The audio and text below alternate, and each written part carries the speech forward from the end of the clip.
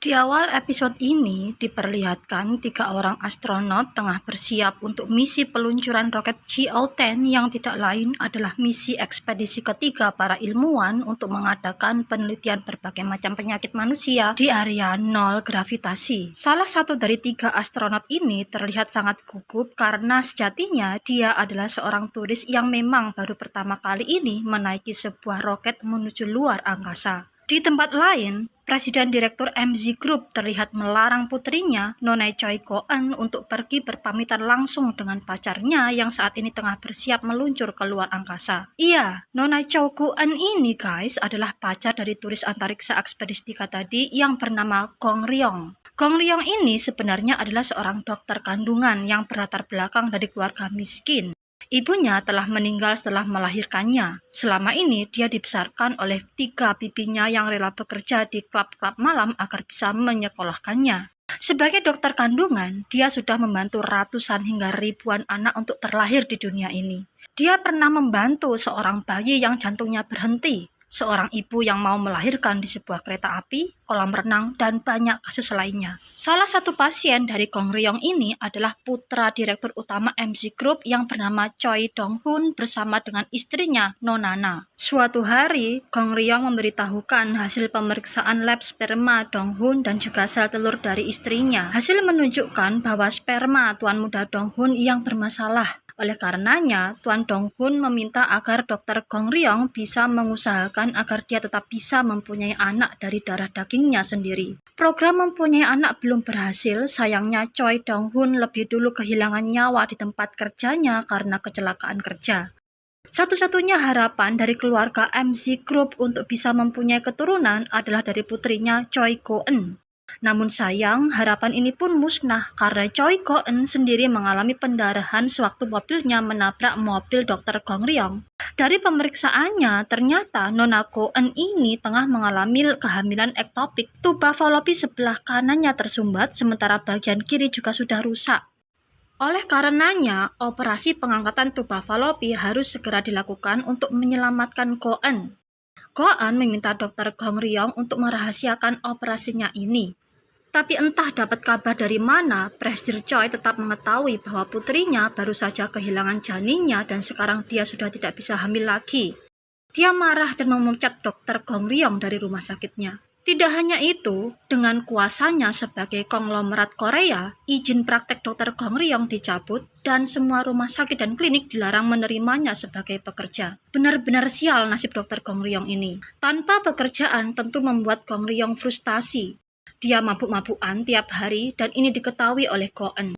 Entah karena merasa bersalah atau apa, Ko-eun berterus terang bahwa dia mencintai Go Ryong. Mendengar ini, Go Ryong jelas kaget. Awalnya dia menolak mentah-mentah didekati oleh Ko-eun, tapi lama-lama dia menyerah dan mau pacaran dengan Ko-eun. Suatu hari, Ko-eun mengajak Go Ryong menikah. Go Ryong sebenarnya belum mempunyai perasaan apa-apa pada Ko-eun ini, tapi karena kondisinya memang serba salah, dia terpaksa mengiyakan kata-kata Ko-eun. Hubungan antara Dr. Gong Ryong dan Ko-eun segera menjadi pemberitaan di berbagai media massa. Masalah mulai muncul dari sini.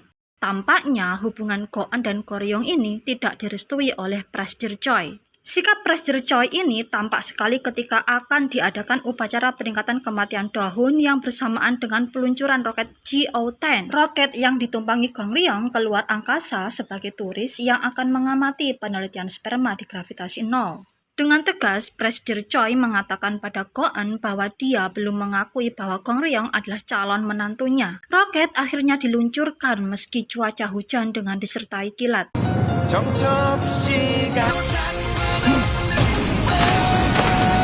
Ryong tak henti-hentinya berteriak ketakutan. Roket berhasil keluar atmosfer bumi dan masuk orbit bumi. Di dalam pesawat, mulai terasa efek dari nol gravitasi. Semua benda melayang. Gong Ryong sendiri terlihat mabuk karena goncangan keras selama proses lepas landas. Dia merasa berhalusinasi. Terlihat olehnya pistol melayang-layang di hadapannya, padahal pistol itu memang nyata adanya. Dia ingin muntah ketika di luar jendela dia melihat baju astronot melayang-layang ke arah pesawat. Dia mengira baju itu adalah mayat astronot yang dibuang begitu saja di luar angkasa. Muntahan Kong Ryong berhamburan ke seluruh isi kabin bawah pesawat dan ini membuat sang komandan ekspedisi 3 If Kim kesal pada Kong Ryong. Kembali ke bumi. Go-an protes pada ayahnya karena memberikan misi berbahaya pada pacarnya. Jika Kong Ryong gagal menjalankan misinya dalam tempo 8 hari, maka Go-an wajib putus dengan Kong Ryong. Sungguh pilihan yang sulit bagi sang putri. Di kantor MC Group, Go-an segera menghubungi mantan pacarnya, Kakang Su, yang saat ini menjadi salah satu peneliti luar angkasa tujuan Kong Ryong. Dia memarahinya karena dia masih saja berhubungan dengan ayahnya. Kakang Su menjawab bahwa ayahnya sebenarnya masih menyukainya sebagai calon menantu. Penggantinya, jika dia tidak bisa lebih baik darinya, Kakang Su tidak akan melepaskan Go-an dari sisinya. Kembali ke pesawat antariksa. Kong Ryong dan Komandan If pindah ke kabin atas pesawat. Belum habis direpotkan dengan muntahan Kong Ryong, sekarang Komandan If dikagetkan dengan tersedaknya Kong Ryong yang menyebabkan dia kesusahan bernapas. Jelas Komandan If dan kru-kru lainnya panik. Kepanikan mereka bertambah ketika Santiago mendeteksi benda asing siap menabrak pesawat. Dan benar, tabrakan tak bisa terelakkan dan ini menyebabkan pesawat berputar-putar tak terkendali. Beruntungnya, Santiago bisa cepat menekan tombol darurat sehingga pesawat bisa kembali terkendali. Sayangnya, Kong Ryong pingsan karena tersedak tadi. Segera Komandan If Kim melepas baju astronotnya dan juga melepas helm astronot Kong Ryong. Dia kaitkan kakinya pada ganggang tunnel dan kemudian dia tekan dada Kong Ryong beberapa kali hingga keluarlah penyebab Kong Ryong tak sadarkan diri, yaitu buah apel. Komandan If Kim mengecek kesadaran Kong Ryong dengan mengajukan beberapa pertanyaan dasar, tapi Kong Ryong hanya memandangnya tanpa menjawab satu pertanyaan pun. Pandangannya kini beralih pada kaki Komandan If Kim yang terlihat robek cukup dalam karena menyelamatkannya. Kong Ryong sempat terpana dengan Komandan If Kim ketika Komandan If berkata, "Aku komandanmu."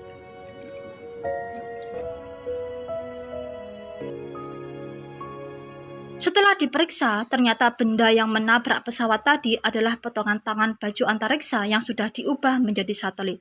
Usut punya usut, ternyata baju antariksa ini dulu adalah milik Park Dong-a. Park Dong-a ini guys ternyata diam-diam berpacaran dengan Komandan If Kim. Oleh karenanya, meski dia sudah tak bertugas di kantor pengendali misil Seoul, dia tetap di sana hanya untuk memantau Komandan If Kim. Mendengar bahwa yang dilihat tadi bukanlah mayat, Kong Ryong hanya tertawa kecil menertawakan kebodohannya. Komandan If menghampiri Kong Ryong di ruang atas pesawat. Dia cek suhu Kong Ryong. Kong Ryong sendiri terlihat serba salah berhadapan dengan Komandan If Kim. Dia merasa komandannya itu marah padanya karena muntah di pesawat. Komandan If sendiri tidak terlalu menanggapi omongan Kong Ryong. Dia bicara seperlunya, kemudian mengambil Hansaplast untuk menutupi luka di kakinya. Melihat ini, Kong Ryong menawarkan diri untuk membantunya menjahit lukanya itu. Awalnya, Komandan If Kim ragu dengan kemampuan Kong Ryong, tapi sesudah dia mengaku bahwa dia adalah seorang dokter, Komandan If Kim pun bersedia. Sayangnya, Kong Ryong kesulitan memasukkan benang ke lubang jarum karena dia belum bisa menjaga keseimbangan tubuhnya. Akhirnya, lagi-lagi Komandan If membantu Dr. Kong Ryong. Ketika hendak membius Komandan If, Kong Ryong sadar bahwa dia kehilangan jarum suntiknya. Dia berusaha mencari-cari jarum itu dan ini membuat Komandan If makin tidak sabar dan kesal pada Kong Ryong yang banyak omong. Komandan If memaksa Kong Ryong untuk menjahit lukanya tanpa obat bius. Kong Ryong jelas menolak karena ini pasti terasa sakit. Tapi Komandan If Kim meyakinkannya bahwa dia bisa menahan rasa sakit itu. Kedua orang ini benar-benar bikin gaduh di ruang atas pesawat guys. Komandan If Kim tidak tahan dengan rasa sakit tusukan jarum bedah sehingga dia berteriak-teriak kesakitan. Selesai menjahit, Kong Ryong membungkus luka Komandan If Kim dengan perban dengan sangat rapi. Ketika keduanya duduk, jarum suntik yang dicari-cari terbang melayang di hadapan mereka. Kong Ryong jelas lagi-lagi merasa tidak enak, tapi Komandan If Kim kali ini menepuk pundaknya dan mengucapkan terima kasih pada Kong Ryong. Kong Ryong membalasnya dengan mengatakan bahwa kaki jempol Komandan If Kim sangat cantik.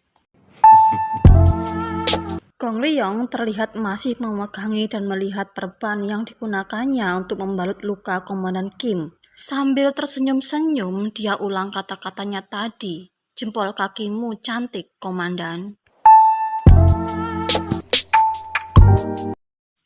Pesawat antariksa Chiao-10 kini posisinya sudah semakin dekat dengan stasiun antariksa atau ILS. Kini saatnya Chiao-10 ditambatkan ke badan ILS. Sesuai arahan dari tim di Pusat Kendali Misi Seoul dengan pimpinannya Kang Tae-hui, Santiago, komandan pengendali pesawat antariksa, memulai proses penambatan. 2, 1. Yes, penambatan tersegel. Yeah, good boy. Ketika astronot lega, seluruh tim di ruang kendali misi di Seoul dan Swiss berteriak dan bertepuk tangan penuh kegembiraan. Begitu juga dengan ketiga bibi Gong Ryong yang terus mengikuti pemberitaan tentang peluncuran roket Chiao-10 dari TV mungil mereka di rumah. Ketiga astronot sudah berada di depan pintu Palka. Komandan If Kim mengetuk pintu Palka, tanda bahwa mereka siap membuka pintu Palka. Lee Seung-chun, salah satu tim ahli yang berada di ILS, membalas ketukan itu pertanda dia dan tim lainnya juga sudah siap menyambut mereka. Perlu diketahui ya guys, di stasiun antariksa atau ILS ini sudah ada 3 peneliti, yaitu Dr. Lee Seung-chun, peneliti tentang Alzheimer, Dr. Mina Lee, seorang astrobotani, dan Kong Kang-soo, peneliti yang mengamati lalat buah. Gong Ryong mengambil sebuah kotak, dan ketika Komandan If menanyakan tentang kotak itu, dia hanya menjawab bahwa kotak itu adalah buah tangan untuk para kru nanti. Santiago membuka kotak buah tangannya yang ternyata isinya adalah buah-buahan. Perhatian mereka tiba-tiba teralihkan oleh adanya sepasang lalat buah yang terbawa bersama kotak buah tadi. Yang paling terkesan dengan jenis serangga ini adalah Komandan If Kim. Dia ikuti pergerakan 2 lalat buah itu. Dan yang membuat dia sangat terkesan adalah 2 lalat buah ini sempat-sempatnya kawin di kenop polka pesawat antariksa. Gong Ryong merasa aneh dengan tingkah Komandan If Kim ini. Bisa-bisanya orang sedisiplin dia bisa melanggar aturan hanya demi sepasang serangga yang sedang kawin. Melihat betapa Komandan If Kim menikmati peristiwa alam yang ada di depannya, Gong Ryong lagi-lagi terpana melihat Komandan If Kim. Akibat kejadian ini, proses pembukaan polka dan penyambutan tim ekspedisi harus tertunda selama 20 menit. Semua pihak pun keheranan karena pintu polka tidak kunjung dibuka. Setelah pasangan lalat buah itu dimasukkan ke dalam sebuah tabung, Komandan If Kim membuka pintu polka. Santiago berjalan melayang menuju stasiun. Komandan If Kim hendak berjalan, tapi kakinya tiba-tiba dipegangi oleh Gong Ryong. Ternyata guys, Gong Ryong ini belum bisa menjaga keseimbangan badannya, sehingga dia butuh tambatan agar badannya tidak melayang bebas. Ketiga astronot ini langsung disambut dengan hangat oleh 3 tim ekspedisi lainnya. Gong Ryong diperkenalkan oleh Komandan If Kim. Senyum para tim ekspedisi semakin merekah begitu mereka melihat berbagai macam buah-buahan melayang-layang di hadapan mereka. Ditambah dengan tiket lotre yang dibawa oleh Komandan If Kim dan juga es krim cup yang dibawa Gong Ryong. Sejenak Gong Ryong teringat ketika Presiden Choi berlutut di hadapannya memohon agar dia bersedia melakukan prosedur bayi tabung di luar angkasa dengan menggunakan sperma putranya yang sudah meninggal, yaitu Choi Dong-hun, dan seterusnya menantunya yaitu Nam Min-jung. Terjadi perdebatan saat itu karena resiko penyelundupan sperma manusia tanpa izin resmi bisa menimpa tidak hanya pada Gong Ryong saja, tapi juga pada Presiden Choi dan perusahaannya. Akhirnya, Gong Ryong setuju dengan syarat Presiden Choi bersedia mendirikan laboratorium fertilisasi di luar angkasa. Sementara itu, Min Jung sendiri saat ini tengah mengikuti berita Gong Ryong yang sudah sampai di stasiun luar angkasa. Dia teringat obrolannya dengan ayah mertuanya, Presiden Choi, tentang penelitian yang dilakukan oleh Santiago. Menurut penelitian itu, salah satu efek dari gravitasi nol adalah sperma manusia yang bengkok bisa kembali normal. Oleh karenanya, dia mendesak ayah mertuanya itu agar meminta dokter kandungan pribadinya, Dr. Gong Ryong, untuk melakukan prosedur bayi tabung di luar angkasa. Sementara sang peneliti sendiri, Santiago, lewat obrolannya dengan Dr. Lee diketahui bahwa kondisi sperma akan kembali seperti semula apabila kembali ke bumi. Sayangnya, kata-kata Santiago ini jelas tidak diketahui oleh Min Jung, Gong Ryong, Presiden Choi, dan juga Kang Kang-soo. Gong Ryong terbangun dari lamunannya kala Kang Kang-soo mendekatinya dan mengambil es krim rasa stroberi dan kemudian berlalu pergi. Gong Ryong kemudian membagi-bagikan es krim lainnya pada Santiago, Dr. Lee, dan Mina, masing-masing rasa cherry, coklat, dan almond. Kini tersisa di tangannya es krim rasa mangga dan vanila. Dia berikan es krim cup rasa mangga pada Komandan Eve, tapi ditolaknya. Komandan Eve Kim kemudian mengambil es krim rasa vanila. Gong Ryong langsung panik. Dia berusaha mengambil kembali es krim itu dari tangan komandannya. Sikap Gong Ryong ini dianggap aneh oleh Komandan Eve. Dia curiga jangan-jangan Gong Ryong berniat mencelakai tim ekspedisi 3 dengan menggunakan es krim. Dia lelehkan es krim vanilla cup dengan memasukkannya ke dalam sebuah oven. Gong Ryong tambah panik. Dia berusaha membuka oven di hadapannya, tapi usahanya berhenti begitu dia sadar bahwa Komandan Eve Kim sedang menodongkan sepucuk pistol padanya. Komandan Eve Kim mengambil sampel es krim vanila dan kemudian menguji kandungan zatnya. Hasilnya 100% lolos uji. Gong Ryong langsung mengambil es krim vanila dari dalam oven dan kemudian segera menghabiskannya. Dia tidak peduli dengan godaan Komandan Eve Kim yang meminta sedikit es krim darinya. Karena sebal, Komandan Eve Kim langsung mengambil es krim cup vanila yang masih tersisa sedikit dari tangan Gong Ryong. Dia mencicipinya, tapi tak ada yang istimewa baginya. Karena habis, Komandan Eve Kim langsung meremas cup es krim itu dan membuangnya ke tempat sampah. Gong Ryong yang mengetahui bahwa di bagian bawah cup es krim vanila itu terdapat sampel sperma Donghun hanya bisa memasang wajah memelas. Setelah Komandan Eve Kim pergi dari hadapannya, Gong Ryong mengambil kembali cup es krim vanila tadi dan merobek bagian bawahnya. Tapi ternyata cup itu kosong. Lalu di mana sampel sperma itu? Di ruangan lain di stasiun angkasa itu, terlihat Kang Kangsu tengah menelepon Dirut Choi memberitahukannya bahwa dia sudah mendapatkan sampel sperma Donghun yang ternyata disembunyikan di bagian bawah cup es krim rasa stroberi. Go-en dan Min-jung langsung protes pada ayah mereka karena tanpa seizin dan sepengetahuan mereka, Presdir Choi menugaskan Kang Kangsu untuk melakukan proses bayi tabung. Go-en memberitahu Gong Ryong bahwa saat ini sampel sperma kakaknya ada di tangan Kang Kangsu. 그 이기적 유전자? Langsung saja Gong Ryong menemui Kang Kangsu. Dia protes karena dia mencuri sampel sperma Donghun dari tangannya. 도둑이야 뭐야 양심도. 저 남자 본 적도 없잖아. 저게 마지막 남자. 포기해.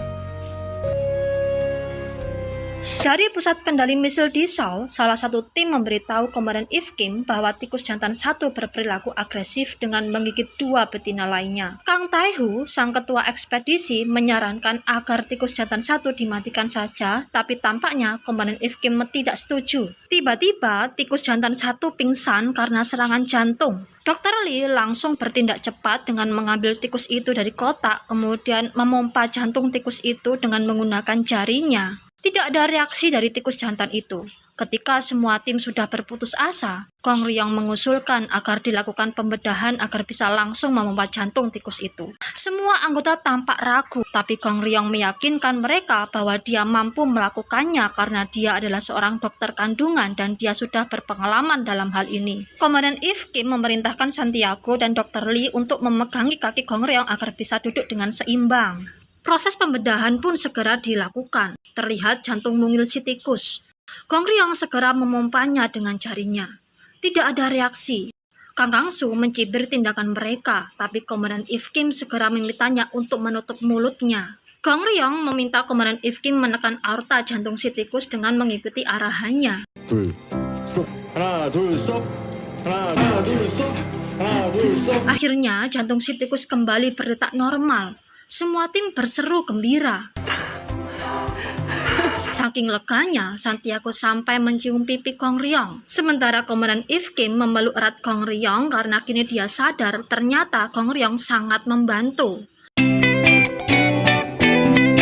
Ketua Kang Tae-hu menyiarkan keberhasilan Gong Ryong ini lewat siaran TV. Terlihat Presdir Choi dengan muka sinisnya mengakui kehebatan Gong Ryong. Go-en berusaha menghubungi Gong Ryong, tapi sayangnya teleponnya kali ini tidak diangkat oleh kekasihnya itu karena Gong Ryong sendiri lagi-lagi terpana oleh wajah gembira komandannya dan dia menikmati pelukan hangat yang diberikan oleh komandannya itu. Seluruh anggota tim ekspedisi 3 terlihat berkumpul menikmati minuman sambil menunggu pengumuman pemenang lotre. Hanya Gong Ryong yang tidak terlihat karena memang saat itu dia sedang berada di kamarnya memandangi foto kekasihnya Go-en. Sepintas dia teringat ketika Komandan Eve memeluk erat tubuhnya. Dia merasa senang dengan pelukan itu, perasaan yang tidak didapatnya dari Go-eun. Lamunannya buyar dan seketika dia terkejut ketika tiba-tiba kamarnya dibuka oleh Komandan Eve. Komandan Eve mengajak Gong Ryong makan bersama tapi ditolak oleh Gong Ryong. Komandan Eve terus menggodanya hingga akhirnya Gong Ryong menyerah dan mau pergi makan bersama kru lainnya. Acara pengundian pemenang lotre akhirnya dimulai. Semua tim tampak asik mengikuti acara itu. Kang Kang-soo beranjak pergi dari tempatnya untuk membuatkan kopi. Sebenarnya lotre ini adalah akal-akalan Kang Kang-soo dan tentunya Presir Choi untuk mencuri waktu agar Kang Kang-soo bisa melakukan misi rahasianya.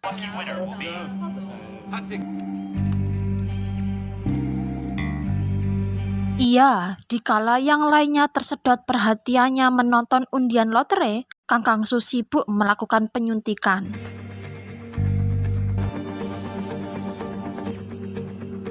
Gong Ryong menjadi curiga karena Kang Kang-soo tidak kunjung kembali. Akhirnya, dia mencari keberadaan Kang Kang-soo. Hampir saja Gong Ryong membuka pintu polka, tapi hal ini urung dilakukan karena HP-nya tiba-tiba berdering dan ternyata ibunya yang menelepon. Kang Kang-soo yang berada di balik pintu polka dengan jelas mendengar suara Gong Ryong. Dia pun buru-buru menyudahi pekerjaannya. Kini Kang Kang-soo sudah pergi. Kang Kang-soo menelepon Presir Choi. Dia memberitahukan bahwa dia berhasil melakukan 7 penyuntikan. Mendengar ini, Presir Choi berikut anak buahnya berseru gembira. Presir Choi sangat berterima kasih atas tindakan berani Kang Kang-soo ini. Gong Ryong berusaha membuka kotak kriogenik tapi gagal karena salah kode. Gong Ryong terkejut karena mendengar berita bahwa Komandan Eve Kim akan keluar stasiun untuk memperbaiki kanal surya pesawat GO-10 bersama dengan Kang Kang-soo. Dia mengingatkan Komandan Eve Kim untuk menulis wasiat. Kondisi ruang penyimpan modul kembali sepi. Komandan Eve Kim sibuk menulis wasiat. Kang Kang-soo sibuk ditelepon Go-eun yang marah-marah meminta agar Kang Kang-soo mengembalikan sel telur kakaknya pada Gong Ryong. 너는 온몸에 똥이 묻어가지고 나 너한테 마음 줄 거라고 착각하지 마. Sementara Minali sibuk teleponan dengan saudara kembarnya. Donali membahas tentang tiket lotre bertuliskan Stand By Me yang baru ditemukannya, yang ternyata tiket itu adalah pemenangnya.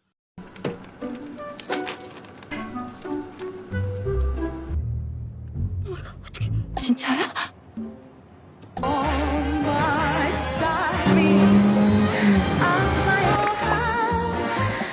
Pada saat inilah Gong Ryong kembali ke ruang penyimpan modul. Dia telepon Dr. Jeon dan singkat cerita, dari obrolannya dengan Dr. Jeon inilah Gong Ryong mendapatkan ide gila untuk membuka kotak kriogenik. Komandan Eve Kim menitipkan lalat buahnya yang kini sudah bertelur dan surat wasiatnya pada Gong Ryong. Dia sangat takut jikalau Kang Kang-soo merebut lalat buah itu darinya. Mendengar ini, Gong Ryong emosi.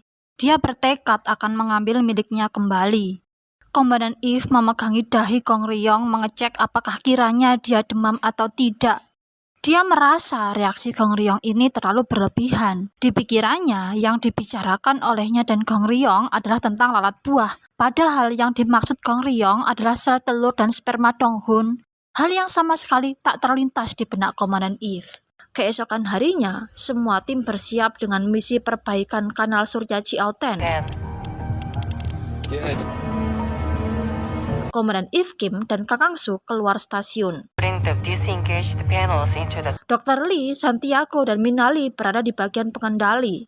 Dan tanpa disadari oleh semua pihak, Gong Ryong sudah bersiap di atas treadmill untuk melakukan ide gilanya. Komandan Eve Kim sudah mengaitkan tali penopang tubuhnya dan kini bersama dengan Kang Kang-soo, dia sudah memulai melepas mur panel surya yang rusak satu persatu.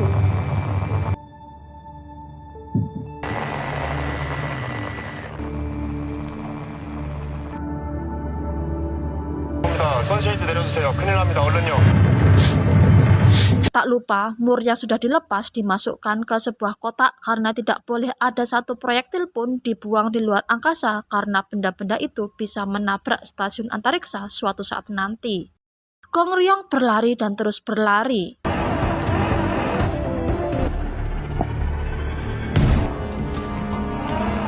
Di luar stasiun, alarm bahaya milik Kang Kangsu menyala, pertanda baju antariksanya ada yang bocor. Di saat yang bersamaan, alarm kebakaran di ruang modul juga menyala karena ruangan itu dipenuhi dengan asap yang berasal dari kipas treadmill. Keadaan di luar dan di dalam stasiun luar angkasa dan juga di pusat kendali misil Seoul benar-benar panik saat itu, guys. Alarm kebakaran menyala, semua mesin motor yang ada di ruang modul otomatis mati, yang artinya setiap kotak penyimpan bisa dibuka dengan mudahnya, termasuk kotak kriogenik. Gong Ryong segera mengambil sel telurnya dari kotak kriogenik dan menyimpannya di dalam sebuah kotak hitam. Sayup-sayup dari kejauhan terdengar suara Monali dan Dr. Lee yang mendekat. Gong Ryong hendak menyembunyikan kotak hitamnya di dalam kotak sampel tanaman Monali, tapi urung dilakukannya karena kedua orang tadi memergoki tindakannya ini. Monali marah-marah pada Gong Ryong. Usut punya usut, kemarahannya ini bukan karena dia mengkhawatirkan tanamannya, guys. Tapi karena Gong Ryong mengetahui bahwa Monali menyembunyikan tiket lotre bertuliskan Stand By Me di dalam kotak modulnya. Monali mengantarkan Gong Ryong kembali ke kamarnya dan memaksanya untuk tetap tinggal di dalam kamar selama misi perbaikan dilakukan. Gong Ryong sendiri kini sudah merasa lega karena sel telur dan sperma Donghun sudah ada di tangannya. Kang Kangsu sudah kembali masuk stasiun antariksa. Kini di luar stasiun hanya ada Komandan Eve. Tinggal tersisa satu mur yang perlu dilepas, tapi cukup sulit bagi Komandan Eve untuk melepaskannya hingga dia harus naik satu anak tangga lagi. Tidak sengaja dia terpeleset, tapi kali ini masih aman. Semua mur sudah dilepaskan. Tangan robot yang dikendalikan Dr. Lee mulai menjepit panel surya dan siap untuk memindahkannya ke kargo sampah. Sebelum hal itu dilakukan, Komandan Eve ingin menali bagian dari panel surya dengan kawat, tapi sayang kesalahan dilakukan oleh Komandan Eve. Potongan kawat terlepas dari genggaman tangan Komandan Eve Kim hingga dia harus memaksakan diri meraihnya kembali. Hal inilah yang memicu kecelakaan fatal. Tubuh Komandan Eve Kim terpental.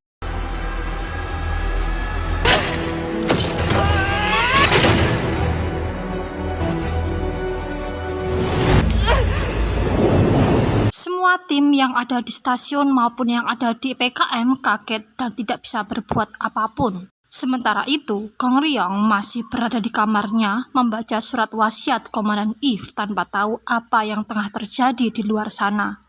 Komandan Eve harus berjuang sendiri. Dia berusaha meraih segala sesuatu yang bisa digapainya.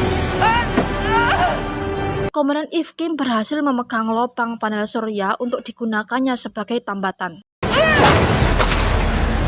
Tapi sayang, sayatan panel surya menyobek baju astronotnya hingga terciptalah lubang di bagian tangan kanannya. Akibatnya, Komandan Eve Kim dilarang menggerakkan tangan kirinya agar lubang di bajunya tertutupi sehingga persediaan oksigen di bajunya tak cepat habis. Satu-satunya cara menolong Komandan Eve Kim sekarang adalah dengan mendekatkan potongan panel surya ke arah pintu polka stasiun antariksa. Tapi hal ini pun tidak bisa langsung dilakukan karena terhalangi oleh tali penopang tubuh Komandan Eve Kim. Langkah pertama yang harus dilakukan adalah melepas kaitan tali itu dan ini hanya bisa dilakukan oleh Komandan Eve Kim sendiri. Oksigen mulai keluar dari lubang di tangannya dan Komandan Eve Kim mulai lemas karena persediaan oksigen di bajunya mulai berkurang. Dengan tenaga yang semakin habis, Komandan Eve Kim berusaha meraih pengait tali badannya. Tapi sulit karena tangan kirinya tidak bisa menjangkaunya, sementara tenaganya kini sudah semakin habis dan akhirnya dia tergolek pingsan.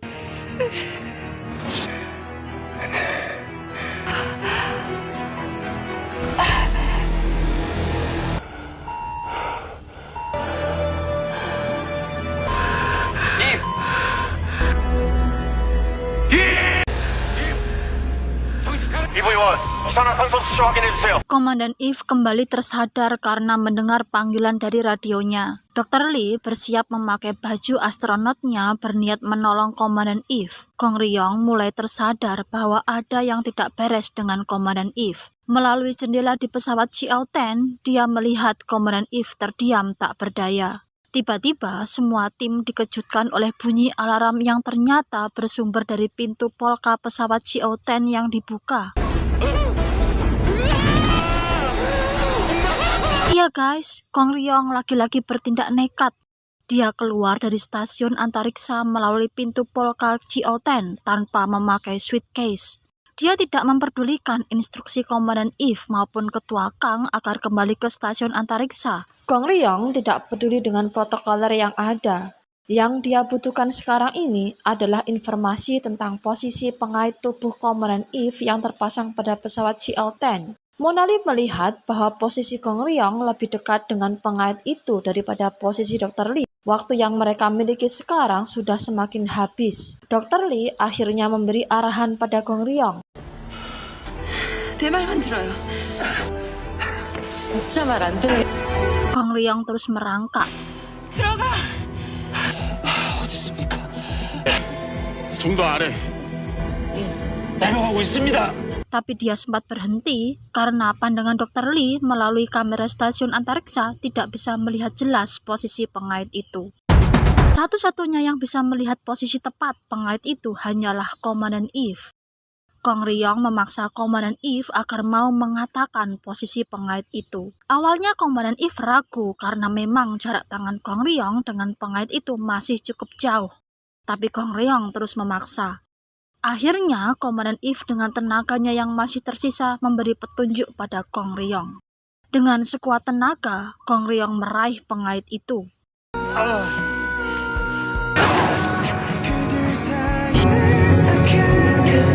Gong Ryong berhasil meraih pengait tali tubuh Komandan If. Kemudian, dia serahkan pengait itu pada Komandan If. Dengan penuh kebahagiaan, Gong Ryong melihat Komandan If berhasil diangkat kembali menuju stasiun antariksa. Sementara dirinya juga akhirnya berhasil kembali masuk pesawat Chioten, tapi tak lama kemudian dia jatuh pingsan.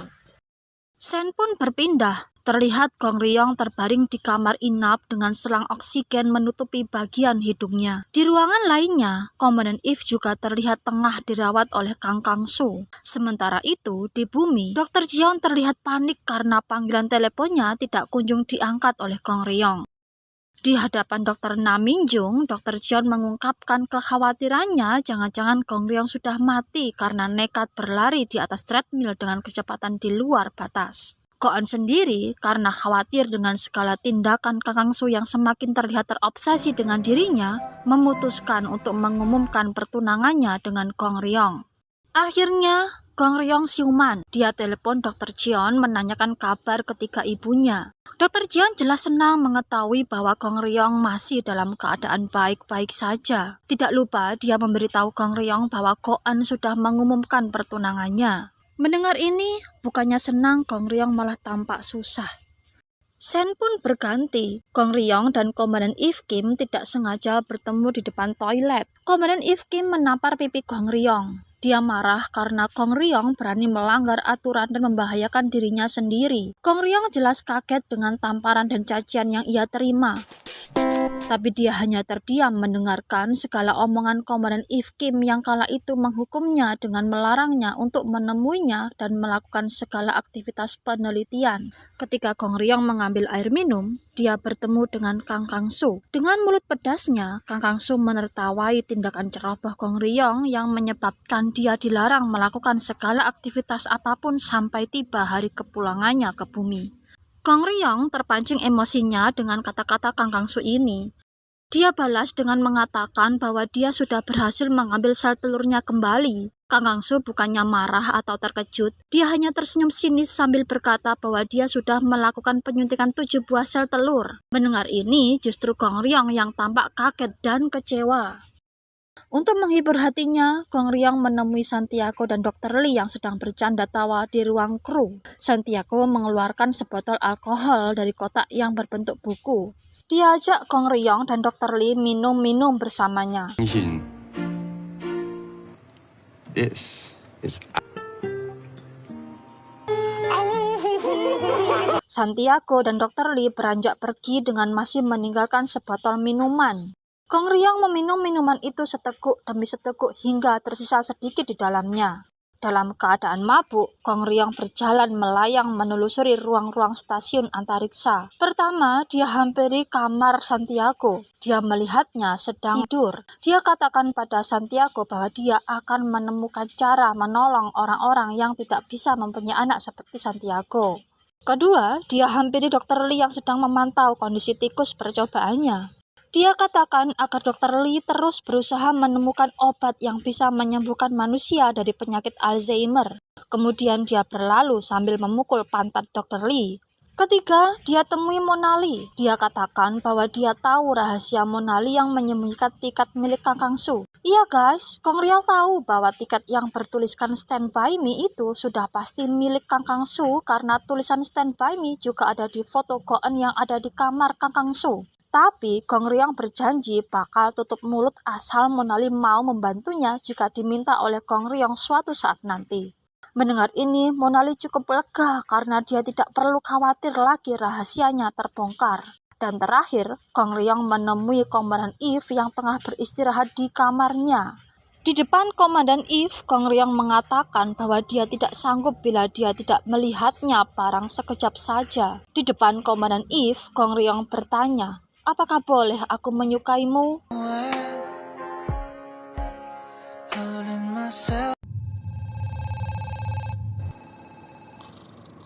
Bunyi panggilan telepon Dr. Jeon membangunkan tidur Gong Ryong. Pada Dr. Jeon, Gong Ryong menuturkan bahwa dia tidak ingin keluar kamar lagi karena dia malu dengan segala tindakannya yang dilakukannya kemarin. Perlu diketahui ya guys, di hari ketiganya kemarin, sehabis mendapat tamparan dan teguran keras dari Komandan Eve, Gong Ryong menghibur diri dengan mabuk-mabukan. Dalam keadaan mabuk itulah, Gong Ryong melakukan beberapa hal konyol, diantaranya memukul pantat Dr. Lee dan mengatakan cintanya pada Komandan Eve. Komandan Eve jelas tidak menganggap serius kata-kata Gong Ryong ini karena jelas dia dalam keadaan mabuk. Tapi anehnya, keesokan harinya, Gong Ryong sekali lagi mengungkapkan perasaan cintanya padanya. Dia katakan bahwa jika pasangan Komandan Eve yang sekarang ini tidak lebih baik darinya, dia tawarkan untuk pacaran dengannya. Mendengar ini, jelas Komandan Eve Kim menolak tawaran Gong Ryong ini karena jelas tidak mungkin mengingat status Gong Ryong saat ini adalah calon menantu seorang konglomerat. Gong Ryong menjawab bahwa dia ingin mengakhiri hubungannya dengan Go-eun karena dia tidak ingin berurusan lagi dengan keluarga MZ Group. Komandan Eve sendiri di akhir percakapannya dengan Gong Ryong bersumpah akan menemukan siapa yang menyelundupkan alkohol ke dalam stasiun. Gong Ryong segera menemui Santiago meminta maaf padanya karena dialah Komandan Eve mengetahui ada alkohol di stasiun antariksa. Santiago sendiri menanggapi enteng laporan Gong Ryong ini. Dia yakin tindakannya tidak akan ketahuan karena kali ini dia tidak lagi menyembunyikan botol whisky di dalam buku, tapi dipindahkannya ke dalam kotak inkubator. Melihat ini, Gong Ryong menyarankan agar botol whisky dipindahkan ke tempat yang lebih aman.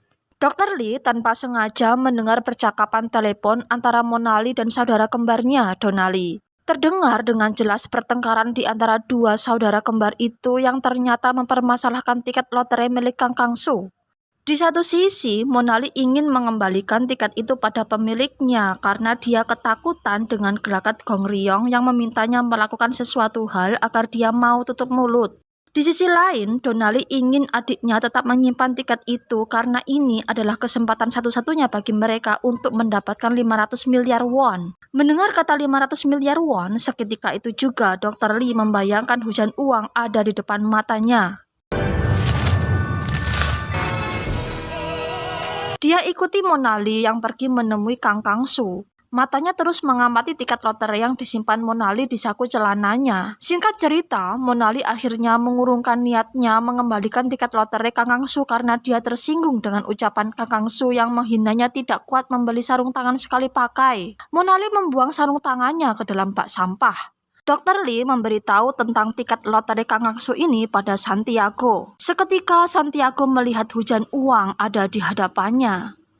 Di dalam kamarnya, Gong Ryong menelepon Go-eun mengatakan bahwa dia tidak ingin bertunangan dengan Go-eun. Mendengar ini, jelas Go-eun shock. Sementara itu, Komandan Eve Kim menelepon ketua Kang hendak melaporkan masalah penyelundupan alkohol, tapi sayang dari sini dia secara tidak sengaja memergoki ketua Kang tidur dengan pacarnya, Dong A. Dong-a sendiri tidak mengakui bahwa saat ini dia berpacaran dengan Komandan If Kim. Mendengar ini, Komandan If Kim sangat kecewa. Sementara itu, di MZ Group, Presiden Choi mendapat kabar dari Kang Kang-soo bahwa ketujuh telur telah berhasil dibuai dan sekarang sudah berkembang menjadi morula. Presiden Choi gembira bukan kepalang. Dia meminta foto dari ketujuh cucu-cucunya itu pada Kang Kang-soo. Dr. Min Jung dan Go-eun yang pada saat itu juga berada di samping Presiden Choi hanya bisa terdiam. Donna Lee memberanikan diri bertanya pada Kong Ryong kira-kira apa yang harus dia lakukan agar Kong Ryong bersedia menyimpan rahasianya. Kong Ryong menjawab, Donna Lee harus memegangi kakinya. Mendengar ini, Donna Lee hanya melongo. Di toilet, secara tidak sengaja, Komandan If Kim bertemu dengan Kong Ryong. Komandan If Kim bertanya di mana Kong Ryong menyimpan botol whiskinya. Kong Ryong menggelengkan kepala. Dari sini, Komandan If Kim mulai nyerocos tidak karuan, mengatakan semua pria pembohong, pengkhianat, gampang tidur dengan wanita yang ditemuinya, hingga membawa kata-kata mamalia segala. Kong Ryong yang mendengarnya jelas merasa semua kata-kata itu ditujukan padanya gara-gara aksi menembaknya tempo hari. Dia terlihat agak marah kali ini. Perdebatan mereka berakhir karena Komandan If Kim ditelepon oleh Ketua Kang. Ketua Kang memerintahkan agar Komandan If Kim mencari botol whisky itu dan juga dalang yang membawanya. Sementara itu, di ruangan lain, Kong Ryong ditelepon oleh Nam Min Jung. Kali ini, Min Jung mengonfirmasi bahwa dia mempercayakan proyek bayi tabungnya pada Kang Kang-soo. Oleh karenanya, dia meminta dengan sangat agar Kong Ryong tidak melakukan sesuatu yang mengganggu kerja Kang Kang-soo. Mendengar ini, Kong Ryong terlihat sangat kecewa. Sementara itu, Komandan If Kim berhasil menemukan keberadaan botol whisky itu, dan Kong Ryong mengetahui hal ini. Langsung saja, Komandan If mencari Santiago karena dia curiga dialah yang menyelundupkan whisky itu. Kong Ryong mengejar Komandan If sambil meyakinkannya bahwa Santiago tidak ada hubungannya dengan hal ini. Komandan If Kim tidak memperdulikan omongan Kong Ryong. Dia terus mencari Santiago. Di ruangannya, ternyata Santiago sudah tidak ada. Sementara itu, di ruangan modul biologis, Kang Kang-soo masih sibuk memfoto morula cucu-cucu Presiden Choi. Tiba-tiba terdengar suara pintu polka dibuka dan ternyata Komandan If Kim masuk bersama Kong Ryong. Kang Kang-soo buru-buru menyembunyikan cawan Petri morulanya, kemudian memasukkannya ke dalam inkubator. Ketika mau menutup pintu inkubator, tiba-tiba Komandan If Kim menghalanginya karena suhu dan kadar oksigen yang dipasang Kang Kang-soo salah untuk ukuran sel lalat buah. Kong Ryong hendak menutup laptop Kang Kang-soo karena di sana masih ada foto morula cucu-cucu Presiden Choi. Tapi Komandan If Kim keburu melihat foto itu. Dia bertanya pada Kang Kang-soo tentang foto itu. Sambil menutup inkubatornya, Kang Kang-soo menjelaskan bahwa foto itu adalah sel lalat buahnya yang sedang mengalami pembelahan. Tapi sayang, Komandan If Kim tidak begitu saja percaya dengan omongan Kang Kang-soo ini. Dilihatnya, ukuran sel itu adalah 0,22 mm dan jumlah selnya 16 buah. Itu artinya sel itu bukanlah lalat buah tapi morula manusia.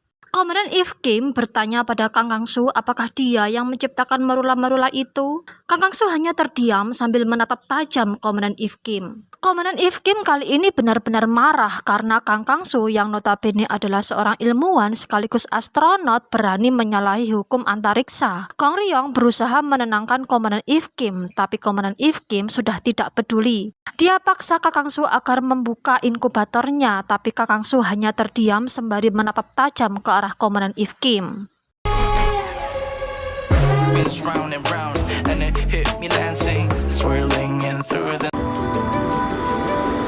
Di kantor MZ Group, foto ketujuh morula cucu-cucu Presiden Choi diperlihatkan. Kepala Rumah Sakit MZ Group menjelaskan pada Presiden Choi bahwa akan diambil 3 morula yang paling sehat dan nantinya akan ditanam di dalam rahim Nam Min Jung. Mendengar ini, semua orang di ruangan itu tertawa bahagia, kecuali Go-eun. Presiden Choi memintanya untuk menikahi Kang Kang-soo karena dialah yang berjasa mewujudkan keinginan Presiden Choi untuk memiliki keturunan, bukan Kong Ryong. Sementara itu, tanpa diketahui Presiden Choi, di saat bersamaan Kang Kang-soo tengah diinterogasi oleh Komandan If di hadapan rekan-rekan setimnya. Dr. Lee memukul muka Kang Kang-soo memaksanya untuk membuka inkubatornya.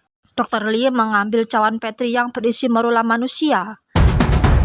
Semua tim termasuk Gong Ryong terkejut sekaligus takjub melihat morula yang diciptakan Kang Kangsu ini. Komandan If bertanya lebih lanjut tentang asal mula sel telur dan sperma yang dipakai Kang Kangsu. Dengan lihainya, Kang Kangsu menjawab bahwa sel telur yang dia gunakan berasal dari bank telur yang memang diperuntukkan sebagai bahan penelitian. Sementara spermanya dia ambil dari sampel sperma Santiago yang disimpan dalam pembekunya. Semua tim percaya dengan penjelasan Kang Kangsu ini, tapi tetap saja hal ini menyalahi aturan.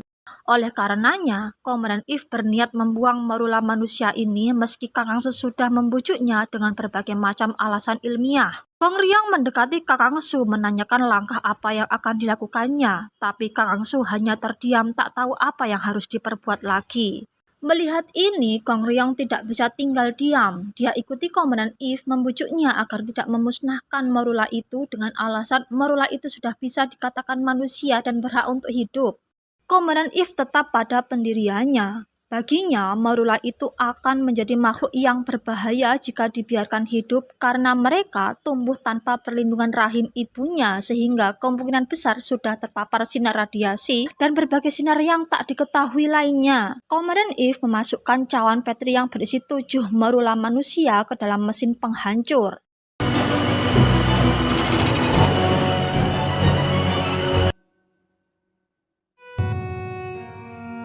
Gong Ryong marah. Dia berteriak ke arah Komandan If menyebutnya sebagai pembunuh. Dia katakan bahwa dia menyesal menyelamatkan nyawa Komandan If dan perasaan cintanya musnah seketika. Tapi Komandan If tetap terlihat tidak menyesal karena dia merasa bertindak sesuai dengan protokol antariksa. Komandan If menyampaikan laporannya pada Ketua Kang. Sebagai wujud tanggung jawabnya, dia ajukan pengunduran diri sebagai Komandan Ekspedisi 3. Ketua Kang memberhentikan Kang Kangsu sebagai astronot sebagai hukuman atas tindakannya yang menyalahi bioetika antariksa, dan untuk Komandan If, Ketua Kang menolak pengunduran dirinya.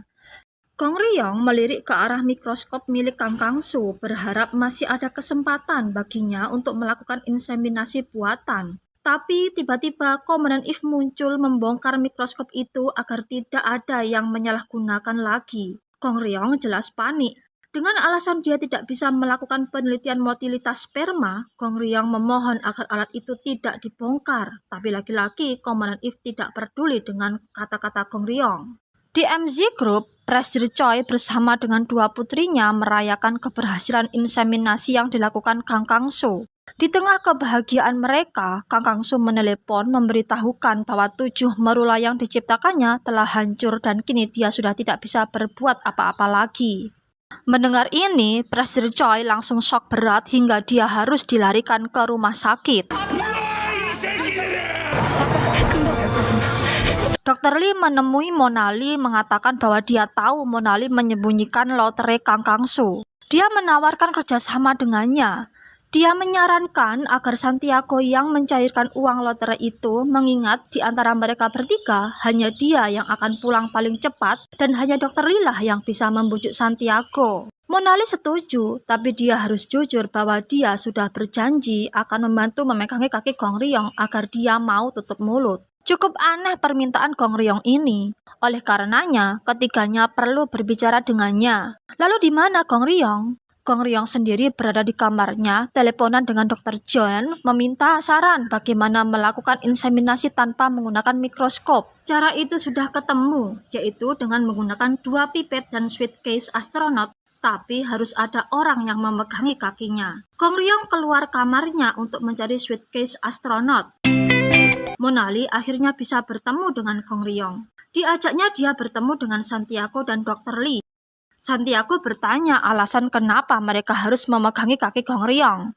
Gong Ryong akhirnya berterus terang bahwa dia hendak melakukan hal yang sama dengan apa yang dilakukan oleh Kang Kangsu. Dia jujur bahwa sperma yang digunakan Kang Kangsu bukanlah sperma Santiago, tapi sperma pasiennya yang kasusnya mirip dengan kasus Santiago.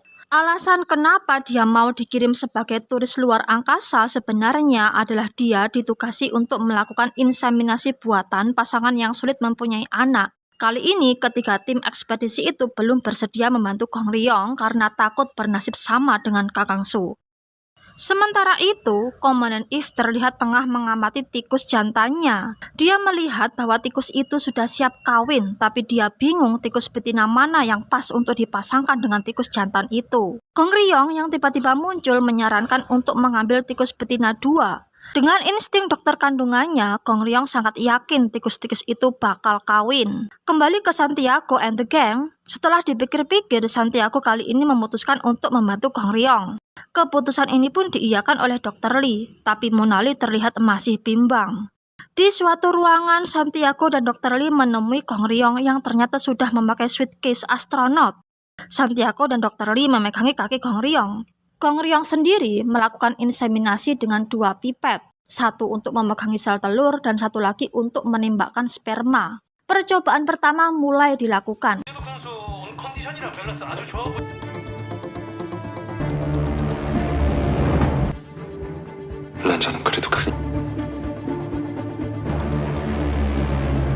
Tapi sayang, gagal. Percobaan kedua dilakukan lagi.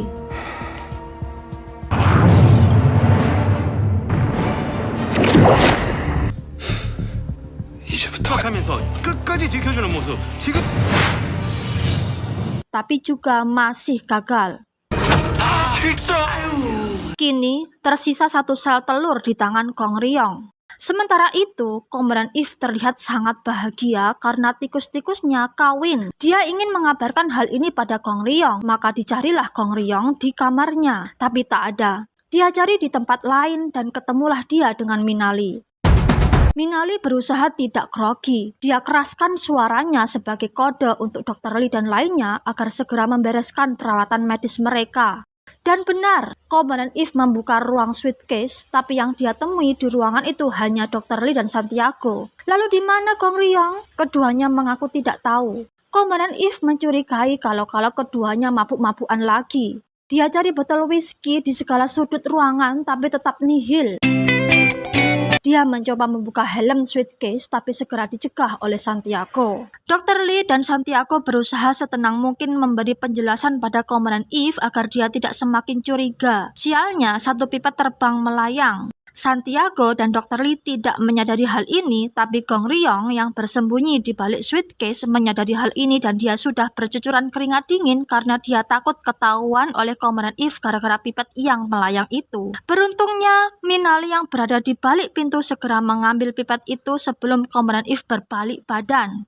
Komandan If akhirnya beranjak pergi dari ruangan itu. Gong Riyong melanjutkan percobaan ketiganya. Kali ini dia meminta bantuan Minali. 반대로 이 배양의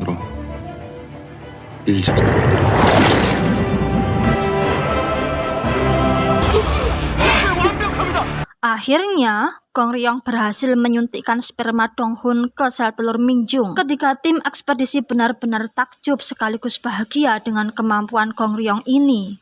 Gong Riyong menemui Komandan If. Komandan If menunjukkan tikus-tikusnya yang kini sudah kawin. Gong Riyong terlihat begitu terpesona melihat senyuman dan wajah gembira Komandan If Kim. 섹스할까요, 이제? Presiden Choi akhirnya tersadar dari komanya. Dia mendesak menantunya, Naminjung, agar kembali menghubungi Gong Riyong. Naminjung menolak karena dia sadar bahwa rencananya ini sudah gagal karena dia sendiri yang melarang Gong Riyong untuk tidak meneruskan program bayi tabungnya. Presiden Choi tidak peduli. Dia ingin Minjung menghubungi Gong Riyong. Akhirnya Minjung dengan tatapan kosongnya beranjak dari hadapan Presiden Choi. Dia berdiri di tepi sungai dan kemudian meloncat.